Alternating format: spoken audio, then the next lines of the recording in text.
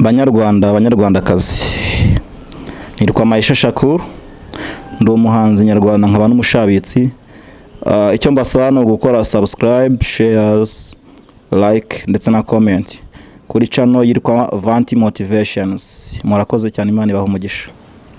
Maisha Shakur jewe ndaranambaye cunganye n'igicuku istakipfa kubika nanjye ubwo nkabaduka vasizi nkandika sinjyambura inzitizi munzitane nyuramo na rusake atangira ntiyarasigumaguma hip hop ku mutima mpaka kuka kanyuma ninjye shiga ry'inyuma munshyire mu mitima out of sight out of mind shenge shiri intimba akuruma kureba gusa ntashishoza kwa mase ya kera ajyaho mu rutaro umwana w'indaro nawe akaba intangarugero. Nyine ndumva namugurira icyo kunywa ariko ntago ari bukimwe ngo mbatahe gutyo kandi nashoye n'imitungo yanjye. Arakora iki rero? Bivuze navuga ngo kitandani sinzi man yenda review mera ari buze kuyibona so biza kurangira nsinzwe tronkome kandi ntago nari umuswa nuko kuyitsindwa n'umuryango wanyishyuriraga uhita unkatira mpitanye njya kwirwana njya kwiga nirwanaho. Niyo mbitekereje ndabyicuza kuko ntekereza ko yari inzu yari yoroshye kugira ngo ngere ku rundi rwego ariko icyo gihe sinabashije kumva.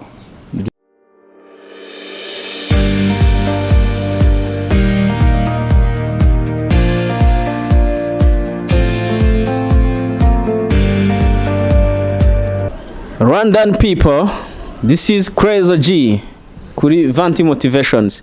Nkuko mpora mbibabwira kuri Vanti Motivations tuganira n'abantu batandukanye ibyamamare ndetse n'abandi bashobora kugira icyo batumarira mu buzima bwacu bwa buri munsi mu biganiro bitandukanye tugirana. Aha ngaha ndi kumwe n'umusore ndabona yifunze fresh. Duhere hasi musaza iki cyangwa wihagaze ngo ni igiki? Mani ni kechi si forces ni force ayita force ya force panaro man jinx ibyo nibyo nzi ntago mbizi ya inda kwambitse banza bagiye batandukanye ariko inkweto ni P-Style muhanzikazi ikaba n'umucuruzi w'ibyangwe. Okay, kuri Vanti Motivations twakiriye Nakimana ka Sekanyana Mburamatari ya Nyandwi ya Semasuka ya Ntwari. Nyandwi ya Semasuka ya Ntwari. Guma ndi intore nyagirwa ntigondore. Intore inyagirwa ntigondore ukagenda oya birahagije. Nizere ko atari zimwe zigura igiceri. Yes. Akimana ka Sek niba ari Sekanyana simbizi ukaba ukora iki mu buzima busanzwe? Ndi umuhanzi mu buryo bwagutse. Ndi umuhanzi w'umuraperi injyana ya hip hop na dancehall. Nkaba umukinnyi wa filime nigeze kuba mbikoraho.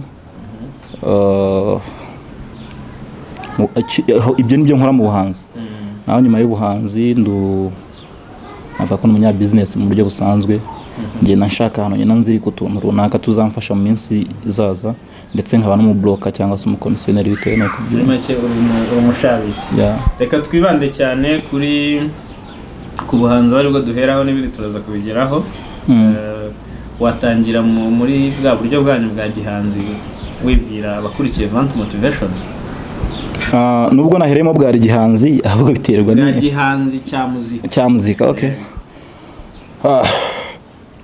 Maisha Shakur jewe ndaranambaye cunganye n'igicuku istakipfa kubika nanjye ubwo nkabaduka vasizi nkandika sinjyambura inzitizi munzitane nyuramo na rusake atangira ntiyarasigumaguma hip hop ku mutima mpaka kuka kanyuma ninjye shiga ry'inyuma munshyire mu mitima out of sight out of mind shenge shiri intimba akuruma kureba gusa ntashishoza kwa mase ya kera ajyaho mu rutaro umwana w'indaro nawe akaba intangarugero.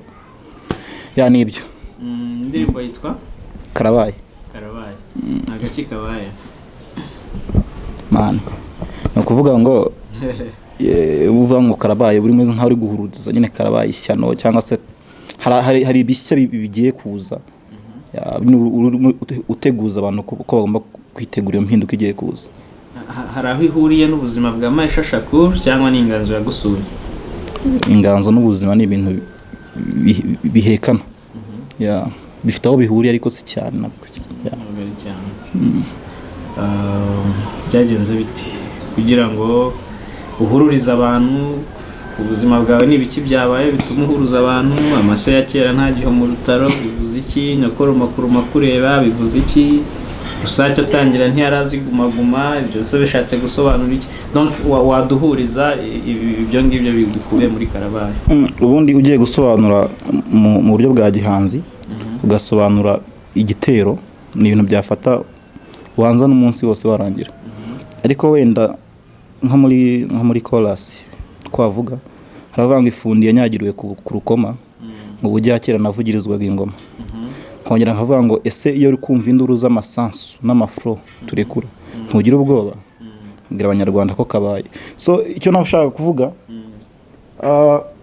iyo fundi cyangwa se iyo nyoni nyagirwa ku rukoma maze kunya imbere y'uko akenshi imbere y'uko imvura igwa habanza gukubita inkuba.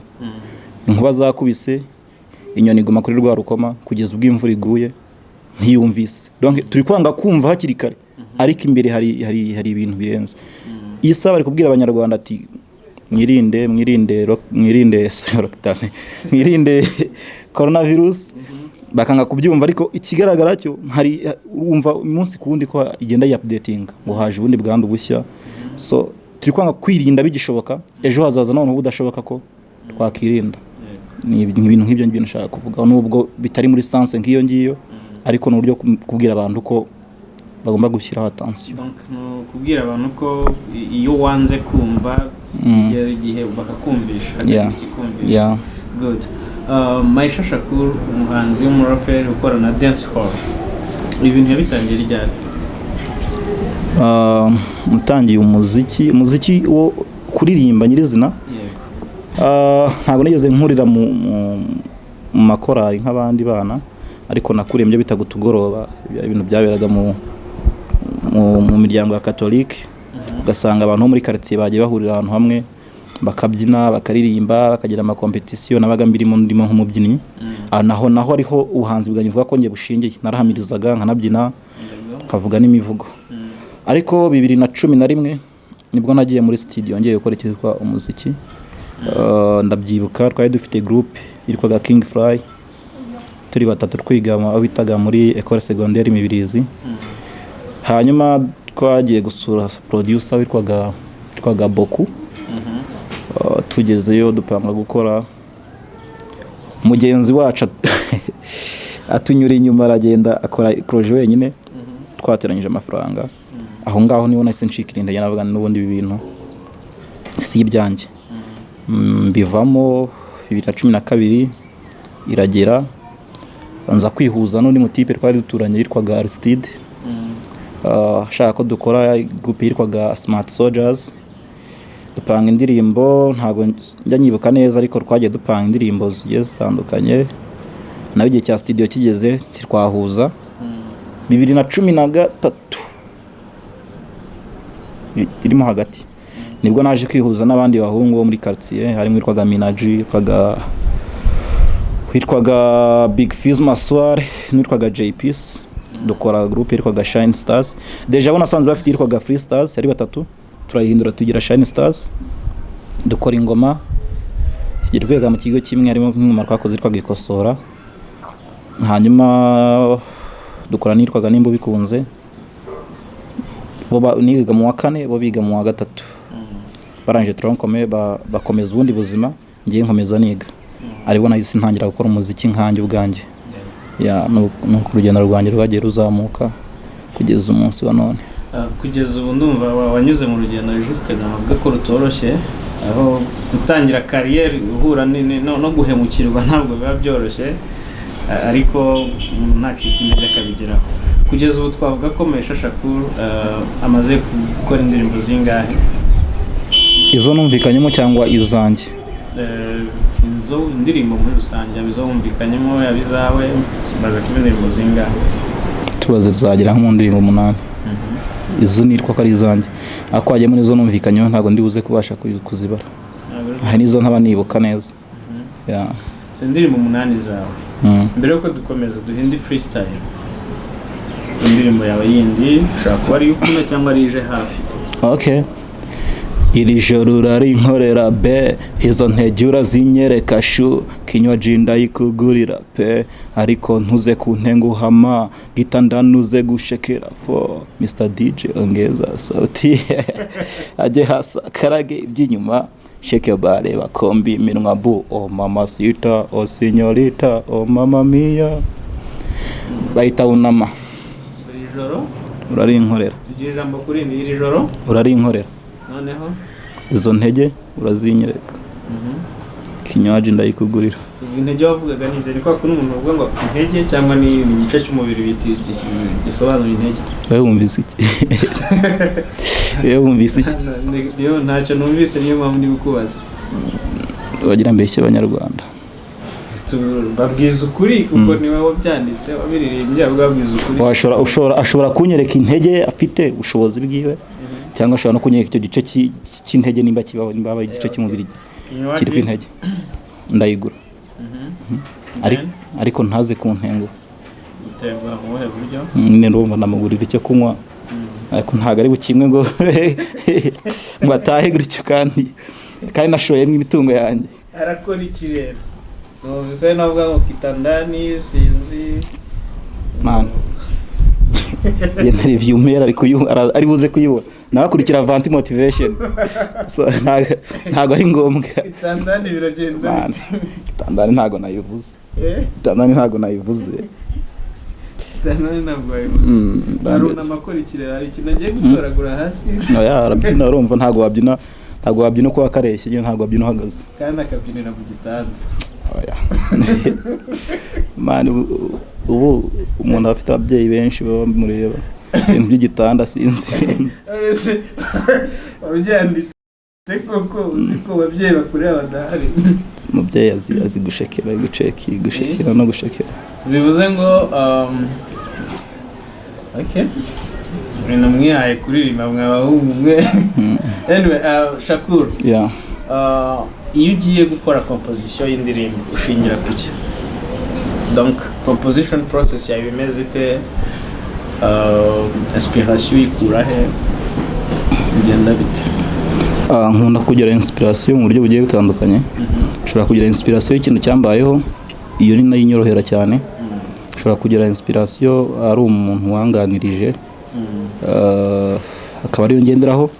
Ushobora no kugira inspiration bishingiye ku bigezweho ku byo nanjye nshaka gukora. Ushobora no kugira inspiration uriya nshobora gukora audio ndi gutekereza video, ndi nshaka gukora amashusho ameze uko, wazakora amashusho ameze uko nuko nkandika indirimbo nshingiye kuri cya gitekerezo, cyangwa nkumva beat ikaba ari impa ibikwiye kujyamo. Yes, kumva beat akaba ariyo iguha ibikwiye kujyamo. Iyo urebye kugeza ubu ngubu urwego rw'umuziki wawe, aho umuziki wawe ugeze, ukareba n'urwego rw'umuziki rusange, ntabwo ku rwego rw'igihugu, ubona urugendo rwawe donc wakwikarifiya gute nk'umuhanzi, wakwishyira kuhe mwanya, ubona ukeneye iki kugira ngo music yawe competitive no ku rwego mpuzamahanga? Niba ari ku rwego rw'igihugu ubona ubura iki kugira ngo music yawe ku rwego rushimishije cyane? Urambaza icyo mbura cyangwa urambaza icyiciro ndimo? Kubaza icyiciro urimo, nkubaza n'icyo ubona ukeneye kuba wakora cyangwa se ikibura kugira ngo ugire. Kuvuga ngo umuziki wawe ugira ibyiciro nk'iby'ubudehe n'abandi mu cyiciro cya se.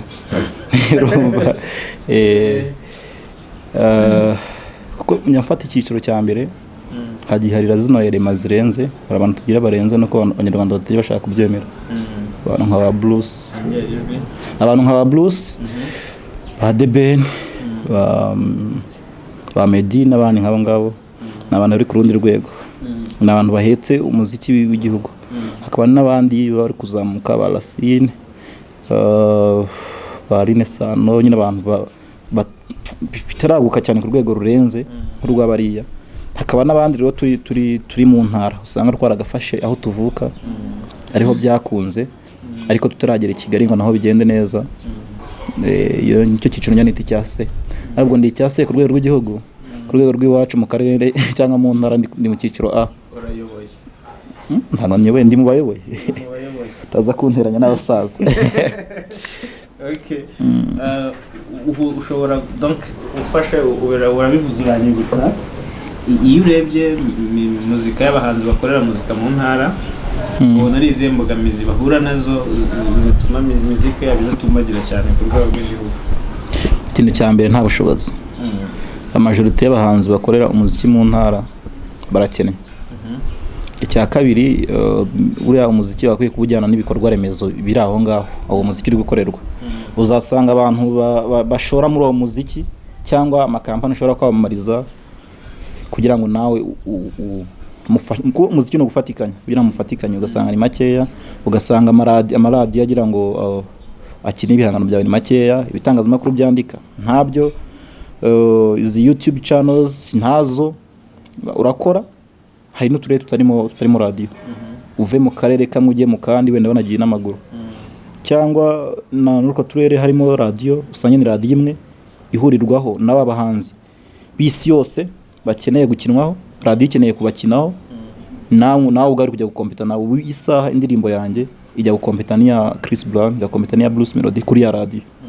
Mu gihe w'Ikigali byoroshye ko yikoza kuri radio imwe hariya, akikoza ku yindi hariya, akikoza ku yindi hariya, byibuze buri radio ikajya mukina rimwe mu cyumweru, ariko zikamukina radio zigiye zitandukanye, agahura na TV nk'ingi, akakora ikiganiro nk'iki, abanyarwanda bakamumenya, ariko ari mu ntara ntabyo wabona. Hanyuma imbogamizi z'ibikorwa remezo cyangwa se platform ushaka kunyuzaho bya bihangano byanyu biba ikibazo mu gihe mwebwe mwakoze. Iyo ugiye kuri quality ibikorwa, ntabwo se wasanga na n'imbogamizi zo kuba na muri udashaka guhangana kuri rwego rw'igihugu ibyo mukora nabwo nta mwihariko cyangwa se umwimerere biba bifite? Quality? Kuri quality hari aho nemeranwa ko ngemera ko nta quality, ariko kinamaze kubona mu ntara bagukorera bishingiye ku mafaranga wishyura. Mvuga ngo niba ushobora kwishyura inote y'ijana, bashobora gukorera indirimbo nziza, producer ashobora kwihiringa agashaka n'umuntu w'umugitariste akaza agashyiramo kagitari, kuko amafaranga bamuhaye ni menshi ku buryo aza kuyasangiraho n'abandi. Ariko nuzuka mwishyura 10, 20, aya mafaranga ubwarakubwira ko ari ayo kugura umuriro, nyine araza gukomangira amadebe kubitamo nta masteringa guhereza uko ushyira abajama bajye kumva hudu.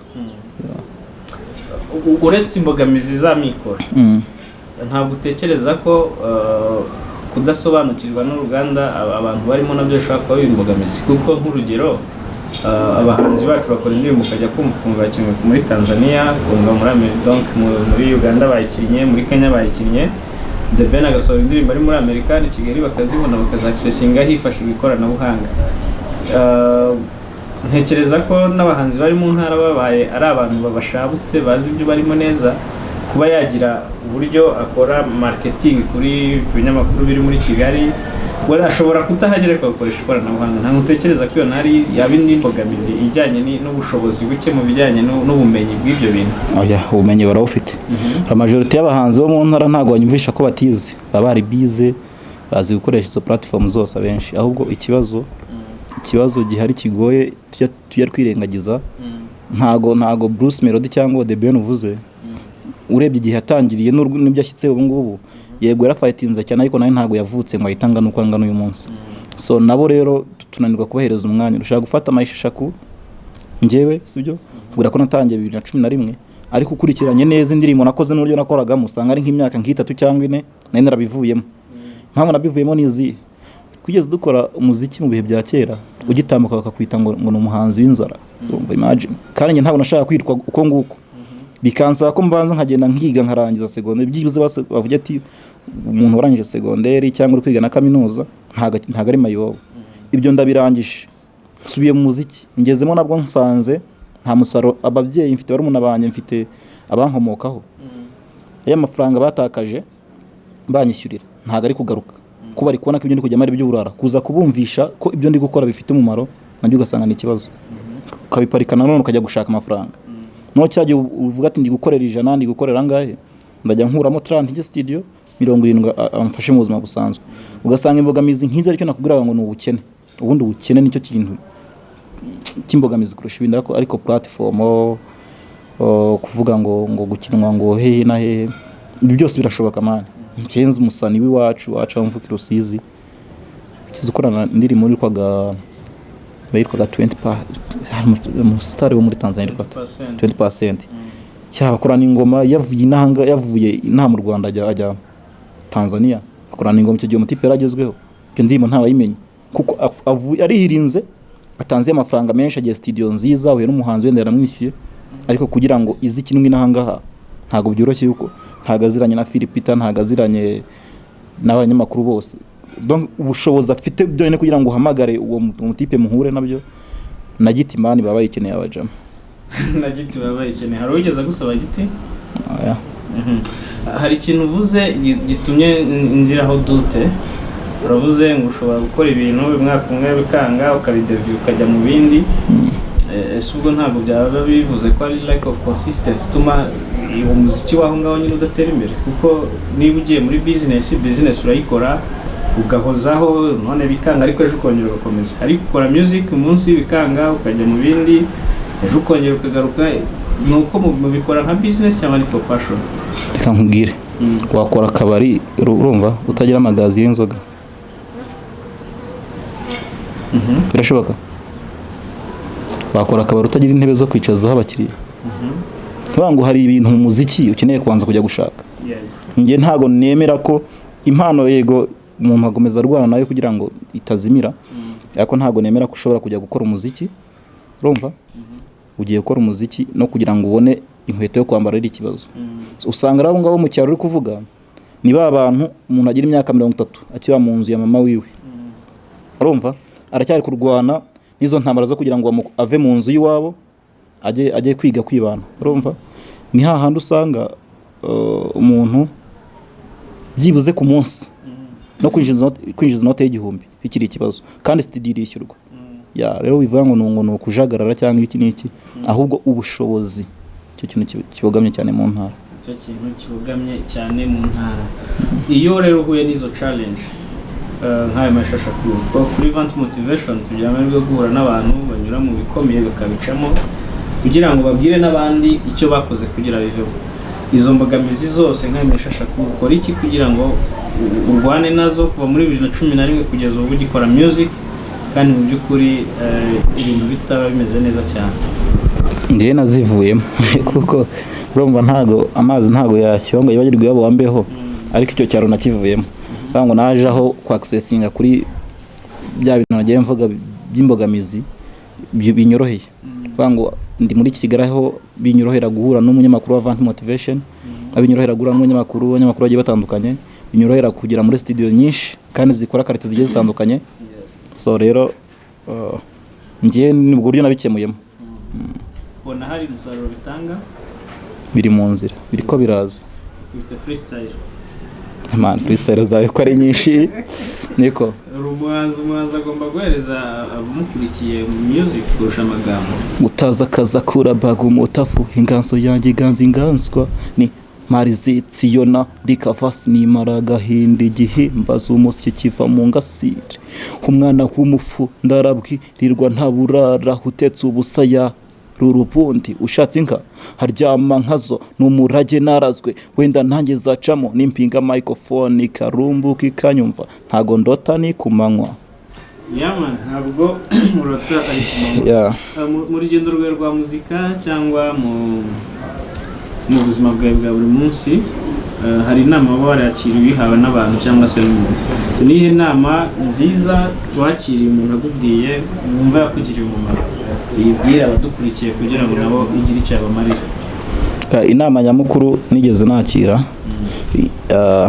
nyihana yawe na mama. Mvuga ngo ugiye muri background y'uburyo nakuze ubuzima nagiye nyuramo, nize ko inama yangiraga kwihangana. Donc ngo buri kintu cyose gishobora kuncalenginga kiragenda kikandwaza ariko ntikinyica. Yangishije kwihangana. So no haba mu rugendo rw'umuziki cyangwa mu buzima busanzwe ikintu ngira kwihangana. Yes. Nigeze ndeba kuri Facebook mbonanditseho Maisha Gikombe Manjo n'ibindi Ayo ni amazina yawe? Facebook yandi. Facebook yawe. Sure. Yeah. Handitseho Maisha Shakur. Major Gikombe. Major Gikombe. Na amazina yawe? Maisha Shakur ndabizi n'amazina yawe y'ubuhanzi. Major bisobanura? Kuki uri gufakasinga kuri Major? Watse ukavuga Gikombe. Nabyo ndabihera habanza Major mbere ya Gikombe mbere kuri Major. Major bisobanura? Ntago mbyibuka tu. Reka itiku bro. Major bisobanura iki musaza? Iyo Major ni gahunda mfite ni kwa kundi uri gupanga ibintu. Urumva iyo ntekereza kwaguka cyangwa kwagura ibintu ntekereza ko mu myaka iri imbere hari ibintu nzakora bigiye bitandukanye bifite buriye n'umuziki.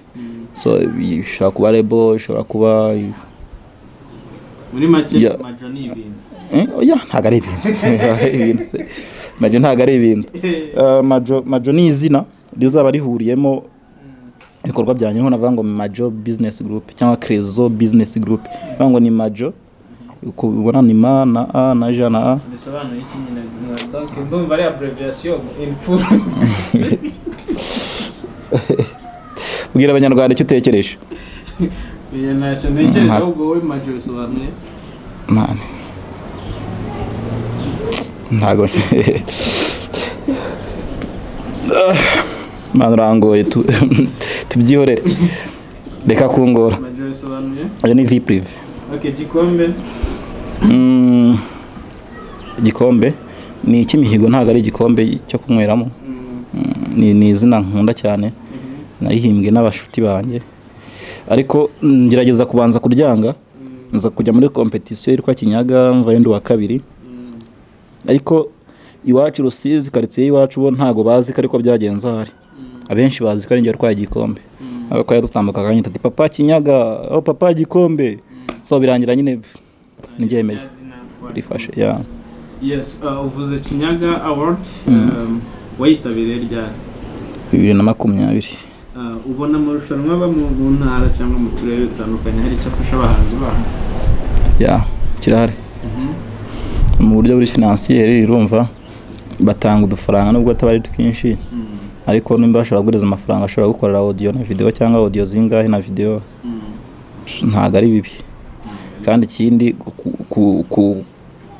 kuba gutuma haba ikintu cya competition mu bahanzi ubwabo itagambiriye ubundi bugome hagati yabo ari kugira gusa ngo bakotane, numva ari ikintu cyiza cyane. Yes.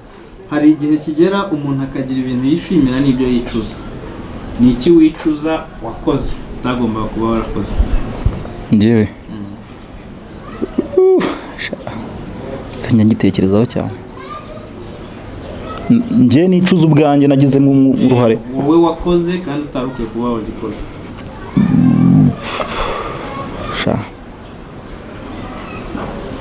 Ntacyo ni gutekereza. Ni iki wicuza utakoze kandi wagomba kuba waragikoze? Njye ntakoze ibyo ni byinshi. Shabaranje nicuza niga troncome. Yanicuza ukuntu bahoraga abantu. Hari umutipe yari duwe wacu. Yari yitwaga Bidani. Ngamwe ati Maisha akoze etide wapi urumva. So biza kurangira nsinzwe troncome kandi ntago nari umuswa. Muri uko kuyitsindwa n'umuryango wanyishyuriraga uhita unkatira mpitanye njya kwirwana njya kwiga nirwanaho. Niyo mbitekereje ndabyicuza kuko ntekereza ko yari inzira yari yoroshye kugira ngo ngere ku rundi rwego. Ariko gihe sinabashije kumva ibyo nyambyicuza. Yeah.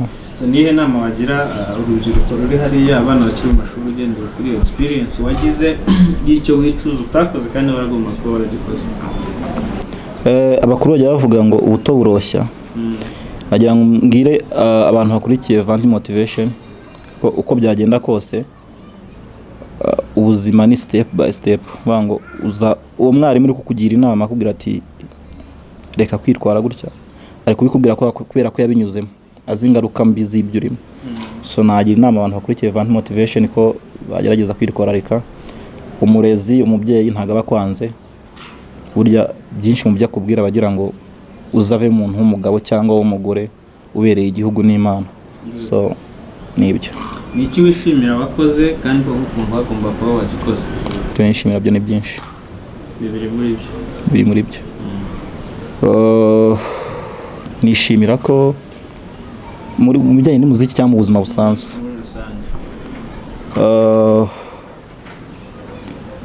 hari igihe biba byinshi ukabura icyo utoranyamo, ariko ikiruta byose nishimira ko nababariye, ntabwo ari ngombwa ko tubigarukaho cyane, ariko mfite muri bwa buzima nagiye nkuriramo, mfite ibintu byagiye nanze ko tugarukaho cyane, byagiye binkomeretsa cyane, ariko bikageraho nkabirengaho na wa muntu nkamufata nk'umuntu usanzwe nkababarira. Icyo kintu nishimira ko muri njye najya nicara ngo mfite inzika kuri ubwo buhemu nagiye nyuramo. Wumva kubabarira ari ngombwa? Baravuga ngo tubabarira unibagirwa, wowe wumva ko ari ngombwa ko umuntu yababarira akanibagirwa? Oya, kubabarira ntabwo bivuze kwibagirwa. Ukwiye kubabarira, ariko wibuka kugira ngo utegure noneho ahagiye kuza. Ko nkanjye iyo nibutse ibyo ngibyo mbaho numva nshaka kuzarenga uwo muntu. Ariko watwemerera mu gice cya kabiri cy'ikiganiro tukazagaruka kuri ibyo bikomere byawe ko wumva utashaka ko tuvugaho uyu munsi, ariko tukazabisangiza abandi, kuko ntekereza ko hashobora kuba n'abandi bashobora kuba banyura muri ibyo bikomere, ariko wabumvisha buryo ki wabanye nabyo n'uburyo wabiciyemo, bikaba byagira bagakura naho bibageze. Ibikomere bidafite inkovu bibaho. Hanyuma se ni iki kintu wishimira utakoze, ariko ikintu ntiwagikoze ariko urishima kuba utaragikoze? Ikintu nishimira ntakoze, urumva n'uyu muco wa gihanzi hip hop benshi bafite uko bayivuga, wenda bihabanye nuko mbyumva, ariko akenshi iyo ukora hip hop biguhururiza abantu inshuti mbi. Genda uhura n'abantu bumva ko uri umugenge, ugasanga nyine abantu bagiye bagukunda kandi nyine ariyo magenge. So nishimira kugeza ubu ngubu ntabwo nizi njya mu bintu bya drugs. Ni ikintu nishimira cyane kandi nagiye mpura nabyo cyane hamwe n'Imana nkabikwepa. Utaragiye muri drugs. Hari kuri kamera hari abantu bakurikirana ikiganiro, bashobora gukurikirana ikiganiro kandi bo barabaswe na drugs. Gira inama bagira icyagufashije kutabijyamo, ndetse n'ababirimo babigezemo, ugira icyo ubabwira cyagufasha kubivamo? Ndahera ku cyamfashije. Ikintu cya mbere cyamfashije, nge nakuranye akantu kari nk'uburyaryo ukuntu muri ngewe. Abanyarwanda baraza kwihangana, ntabwo muzi ko ndi indyarya, ariko aho kantu aho kaba gakenewe. So nageraga aho bita mu marigara ahantu abajema arimo babifata, kabwira nti mahani iki boro nabifashe ukira byatara, urumva ngiye nigeze kubifata ndahwera, urumva nyine ngahita mbacanga bere ukuntu ngiye mbizi imbere yabo, urumva. Ariko bikarangira bagize gute, bavuze ati umujema nimba arabifashe bikamukoroga ntabwo ari ngombwa kubimuhereza. Hakaba n'ushaka guforosa kumvisha ko utafashe drugs, utabona normali, utakiga ngo utsinde, utaflowing imirongo myiza, ariko wenda rimwe na rimwe ugakora cyane rya shuri ukamurusha, agati se mujama ko atarinywa kucyandusha kandi batarinywa. Za flow ukandika inziza cyangwa ugaflowinga neza kumurusha, akumva umurusha umwuka, noneho we asigira yibaza birashoboka ko ushobora kutamwa ibiyobyabwenge ugakora n'ibintu byiza. So rero urubyiruka kenshi rwishuka ko drugs zifite izindi imbaraga zongera muri kamere muntu, nukora ibidasanzwe, ariko kugira ngo ukore ibidasanzwe ahubwo wica ibintu, niko navuga. Inama rero nabagira no kureka ibiyobyabwenge, no kubireka n'ibibi birica biragatsindwe. Kubireka n'ibibi birica biragatsindwe.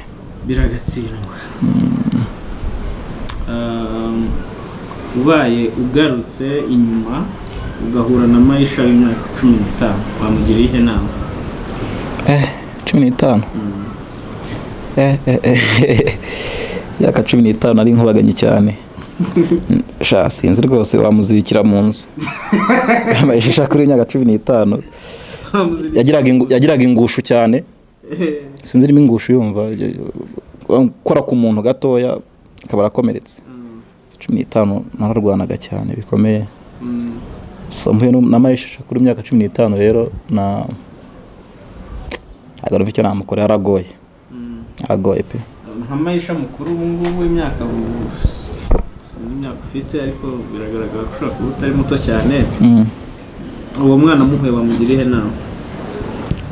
Maisha kuri imyaka 15 nambwira kwitonda, nambwira ajye yitonda, namugira inama yo gusenga no kwihangana nk'uko ariyo ntwaro nanjye ngenderaho kugeza n'ubu ngubu. Kuko rwo nakubwiye ko narwanaga nageraga udufite twinshi, ariko naginize kubwira ko nakuriye mu bintu bya katolike, mu tugoroba kujya gusenga, inkoramutima. So ibyo ni ibintu byagiye muri kwa kurwana kwanjye nashyikara nahura n'umukuru w'umuryango yemeza ambwira ati ibyo bintu urimo si byiza, bikagenda bigira uburyo protecting. So namugira inama yo gusenga, mugira inama yo kwitonda no kwihangana. Kuko ngewe wankoragaho nkakwishyura, urumva haburaga akantu ko kwihangana. So ni gute Maisha Shakur ahuza music na bya bikorwa bintu by'ubushabitsi yatubwiye? Ese nta kibangamira ikindi? Ese biruzuzanya bimeze biti? Juste kubera kumera nkaho mfite inshingano nyinshi no kwirwanaho muri no Kigali, focusinga cyane kuri bwa bushabitsi, hanyuma music ikaza muri cya gihe cyo kuruhuka, ngo gihe cyane cyose cyo kuruhuka mba ntekereza umuziki, bankora umuziki. Ntago bivuze ko mba ndi muri studio, ariko naho mba ndinshura kuba ndi kwandika akantu, ndashobora no gutekereza akantu, ndi kumva indirimbo, niyo mwanya mbona gukora music mu gihe cyo kuruhuka. Dusoza, nihe nama wagira abagenerwa bikorwa ba muzika cyangwa se ubuhanzi nyarwanda? Nihe nama wagira abakora ubuhanzi, ndavuga abahanzi n'abaproducers? Nihe nama wagira itangazamakuru muri rusange? Sinagira inama itangazamakuru, ahubwo reka ngira inama abahanzi wenda bagenzi. Ikintu cya mbere ni ugushyira hamwe, tukomeza tugerageze gushyira hamwe. Umugani w'umuscout ngo umukuru umuto ni ubaho umukuru n'umukuru yengera umuto, niko bavuga. Iyo niyo ntego navuga twagenderaho. Turagerageza dukomeze kubaha abakuru, ariko nabo niba turengere ntibareke kumva ko aribo bakamara, kandi n'abandi bazavuka. N'aba producer bakomeze bongere ubumenyi, bige byinshi birenze ibyo bazi, kugira ngo wa muziki nyine ukenera imbaraga nyinshi zigiye zitandukanye, batangiye umusanzu kandi ufatika. Naho itangazamakuru ryo ryakoze byinshi birangiye sinjya njya kuri side y'itangazamakuru ngo ngire ibyo ndishinja, ahubwo naribwira ngo courage rikomereze aho riri, rikomereze aho bigeze. Reba muri kamera, n'ayo magambo atatu wabwira umukunzi wawe. Aho umukobwa mukundana? Uriya mukobwa dukundana rero, ikintu cya mbere ndamukunda, naho arabizi, ndanamukumbuye, ese si bibiri. Cya gatatu mwifuriza ishya n'ihirwe. Abantu 5 wifuza gushimira mu buzima bafite icyo bakumarira? Abantu 5, wa mbere ni mama wanjye. Buriya ni nka A na B, ni ibintu turahekanye ukuntu. Ubwo wa kabiri big sister, urumva umuntu waraguhetse, umuntu wo kwihanganira amafuti yawe kugeza n'ubu ngubu. Umuntu mbaza uko naramutse, ko niriwe, nandi ndamushimira. Habani nashimira muri rusange ni abantu bagiye batanga umusanzu mu mibereho yanjye, byabaga byanze. Tuzabigarukaho ndeka mbikwemerere kuri icyo kiganiro cya kabiri, ku gice cya kabiri. Nigeze kubaho nakuriye mu muryango bitari byoroshye, nakuriye ahantu kwa marume. Oya ntabwo umutima wanjye urakomeye cyane tafu, urumva. Nakuriye kwa marume, nkurira kwa marume, urumva. Siyo side nagomba gukurira kwa papa, ariko sinagize amahirwe ntakurira mama rindushye muri uwo muryango. So urumva rero iyo imyumvire y'abanyarwanda kera yagiye bavuga ngo mwishyikora Kenya, hari abantu bagira iyo myumvire, ariko sinanayemera, tuzabigarukaho.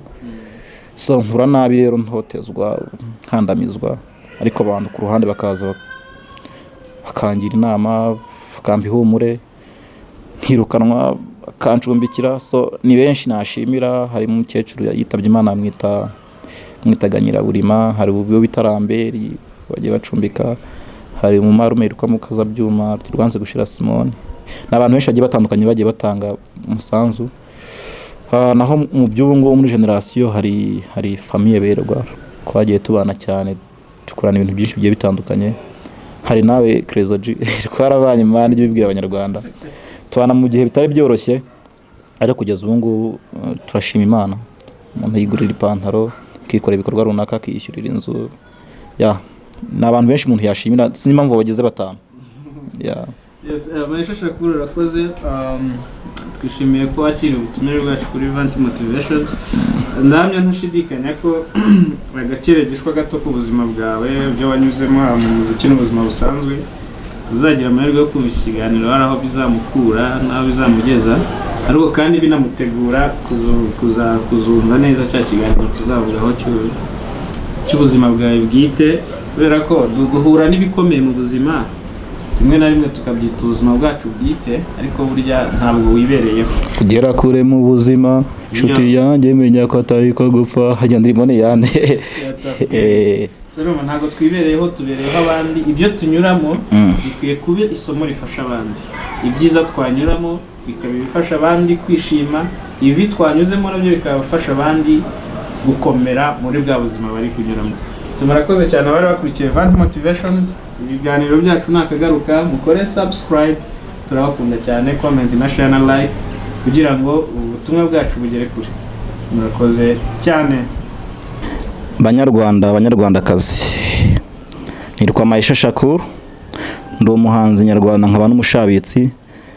Icyo mbasaba no gukora subscribe, shares, like ndetse na comment kuri channel yitwa Vanti Motivations. Murakoze cyane, Imana ibahe umugisha.